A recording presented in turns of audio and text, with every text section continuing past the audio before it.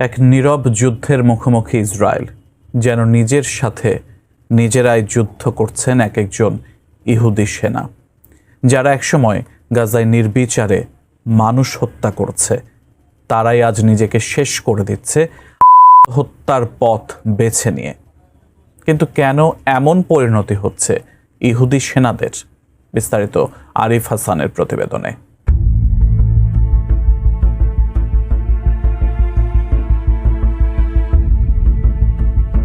টানা 2 বছরের বেশি সময় ধরে গাজায় নৃশংস সামরিক অভিযান চালিয়েছে ইসরায়েলি বাহিনী। হামাস নির্মূলের নামে একটি জনবসতিপূর্ণ ভূখণ্ডকে পরিণত করা হয়েছে ধ্বংসস্তূপে। চারদিকে শুধু বিধ্বস্ত ঘরবাড়ি, ভাঙা রাস্তা, ধুলার মৃত্যুর চিহ্ন, যেন হাজার বছরের কোনো মৃত্যুপুরী। অথচ এই গাজাতেই এক সময় শিশুরা খেলত। মানুষজন যুদ্ধ অবরোধের মাঝেও কোনোভাবে স্বাভাবিক জীবন ধরে রাখার চেষ্টা করত। তবে আজ সেই শহরটাই নেতানিয়াহুর বাহিনীর নির্বিচার হামলায় পরিণত হয়েছে এক ভয়াল কবরস্থানে। তথ্য বলছে, গত 2 বছরে গাজা ইসরায়েলি হামলায় নিহত হয়েছেন ৭২,০০০-এর বেশি ফিলিস্তিনি, যাদের অধিকাংশই নারী ও শিশু। আহত হয়েছেন অন্তত ১,৭১,০০০ মানুষ।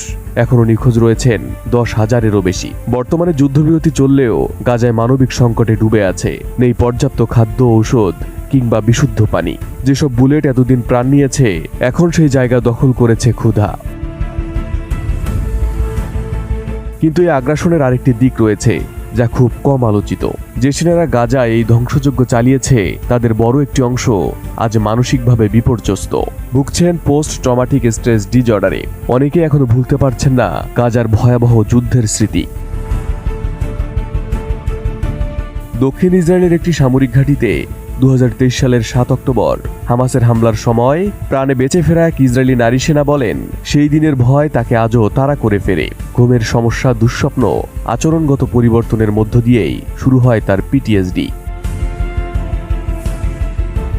কোয়ালিটি সম্পন্ন আন্তর্জাতিক মানের still bar CSRM, committed for better still.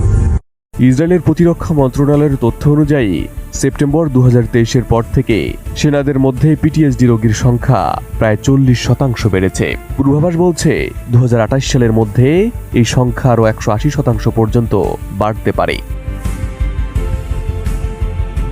বর্তমানে প্রায় 22,300 সেনা যুদ্ধজনিত আঘাতের চিকিৎসাধীন। এর মধ্যে অন্তত 60%ই মানসিক ট্রমায় ভুগছেন। ইসরায়েলি পার্লামেন্টারি এক প্রতিবেদনে উঠে এসেছে আরও ভয়ঙ্কর তথ্য। 2024 সালের জানুয়ারি থেকে 2025 সালের জুলাই পর্যন্ত অন্তত 279 জন সেনা চেষ্টা করেছেন। এর মধ্যে 78%ই ছিলেন কমব্যাট ইউনিটের সদস্য, যারা সরাসরি গাজা ও লেবাননের যুদ্ধক্ষেত্রে ছিলেন। মনোবিশেষজ্ঞদের মতে, চিকিৎসা না পেলে পিটিএসডি সরাসরি আত্মহত্যার ঝুঁকি বাড়িয়ে দেয়। অপরাধবোধ, নিরপরাধ মানুষ হত্যা, বিভীষিকাময় দৃশ্য, সব মিলিয়ে অনেক সেনার স্বাভাবিক জীবনে ফিরতে পারছেন না। এই পরিস্থিতিতে 2023 সালের 7 অক্টোবরের পর পিটিএসডিতে আক্রান্ত সেনাদের স্বাভাবিক জীবনে ফেরাতে কিছু বেসরকারি সংগঠন এগিয়ে এসেছে ব্যতিক্রমী চিকিৎসা পদ্ধতি নিয়ে। ইসরায়েলের ভূমধ্যসাগরীয় উপকূলীয় শহর বাতিয়ামে সমুদ্রের ঢেউয়ের সঙ্গে লড়াই করে নিজেদের ভেতরের ভয় জয় করার চেষ্টা করছেন একদল সাবেক সেনা ও সাধারণ মানুষ। সার্ফিং থেরাপির মাধ্যমে তাদের মানসিক আঘাত সারিয়ে তোলার চেষ্টা চলছে। কেউ সার্ফবোর্ড হাতে সমুদ্রে নামছেন, কেউ ঢেউ ভেঙে ভেসে উঠছেন। যদিও এই ঢেউ কারো কাছে বিনোদন নয়, কারো কাছে বেঁচে থাকার শেষ আশার নাম। গাজা ও লেবাননে চলমান সামরিক সংঘাতের পাশাপাশি ইসরায়েল এখন আরেকটি নীরব যুদ্ধের মুখোমুখি। নিজের সেনাদের মানসিক স্বাস্থ্যের যুদ্ধে আজ ইসরায়েল, যে যুদ্ধের শিকড় গাজায় চালানো ধ্বংসযজ্ঞে রোপিত হয়েছে।